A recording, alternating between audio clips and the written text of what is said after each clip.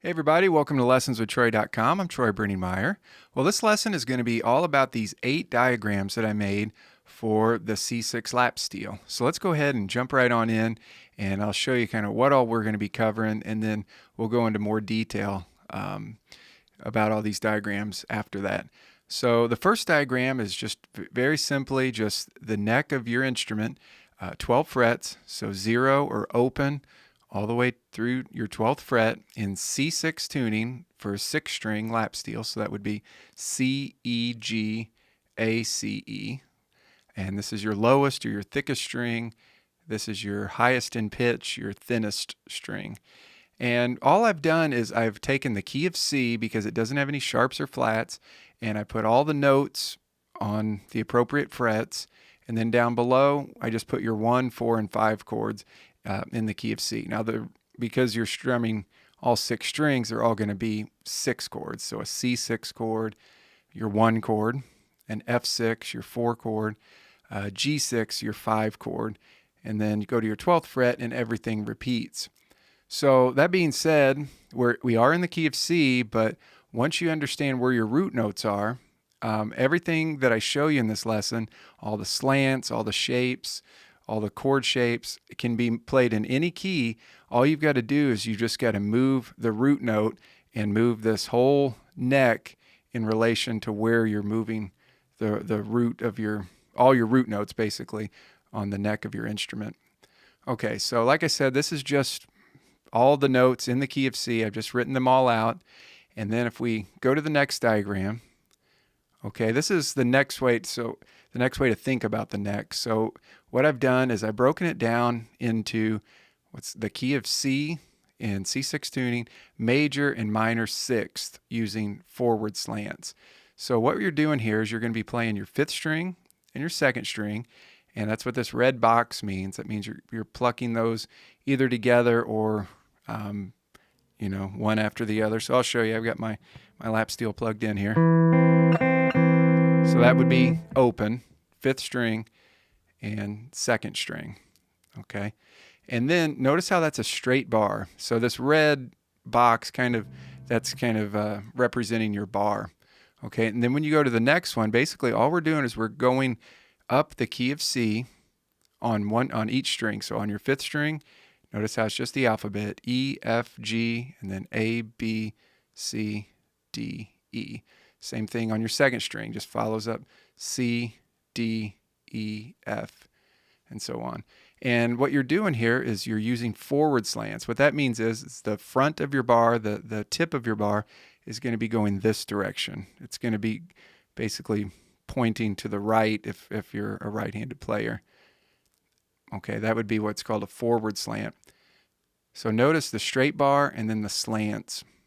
Okay, and down here, this tells you what chords these slants can work in the key of C, and I've also got what interval number that is in that key. So as you move to different keys, you can use these shapes and understand what you're playing as far as the number of the chord, your 1 chord, 2 chord, 3 chord, and so on in that different key.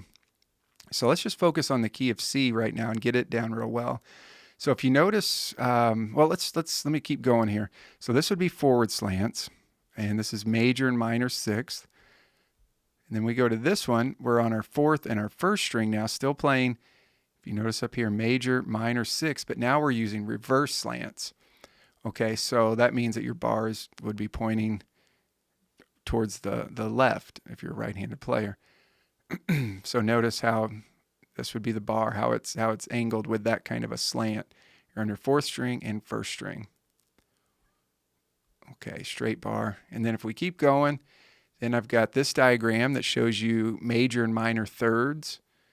And that's going to be strings that are right next to each other on your 3rd and your 2nd string. Okay, little less strings in between there. No strings in between these shapes. Okay, notice the forward slant right there, there, and there. Okay, now we go to the next one. Okay, I've moved it up to now playing major and minor 3rds using reverse slants. And I'll show you what these kind of sound like when I get into more detail. Once again, underneath there are the chords that can work for each slant. Okay. So that's not too complicated, right? I think you probably understand that. Now, if we keep going, now what I've got here is this is what I'm calling my straight bar chords within chords. So let's take the 5th fret, for example. Although that is a F6 chord, if you played all 6 strings, there's also lots of other chords or partial chords within that chord. And that's what I tried to diagram here with the different colors and the square around certain notes, the blue circle around certain notes, down here the blue, and you just follow that line and it tells you what chord that is. For example, D and F can work over a G7 chord. Okay, and I tried to keep it within the key of C, just so that when you start moving these to other keys, you know, you've got these different chords that can work in your other keys. But get the key of C down right now. That D and F could also, or D, F, A, that's a D minor chord. Okay, and we'll go through this, like I said, in more detail when we go through each one.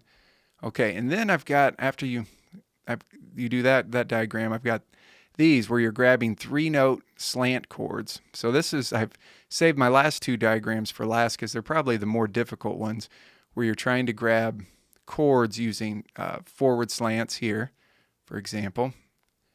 And then in my other diagram, I'm using reverse slants to make chords. Once again, I'm trying to keep it relatively in the key of C, so that I don't, go off and we start focusing on lots of other keys.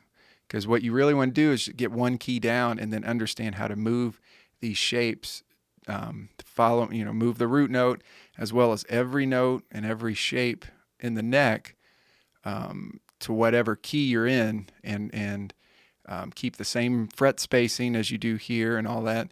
And the chords that you learn in the key of C, there will just be a different name for those chords and they'll work in other keys. Okay, so that being said, let's go all the way back to the top here and let's dive into this in much more detail now. And hopefully, you'll understand it, and I'll give you some playing examples. I'll play different things so that you can, kind of hear what these intervals sound like. Okay, so this first one, like I said, there's a lot here, a lot of information here. This is just the key of C. It's more of a reference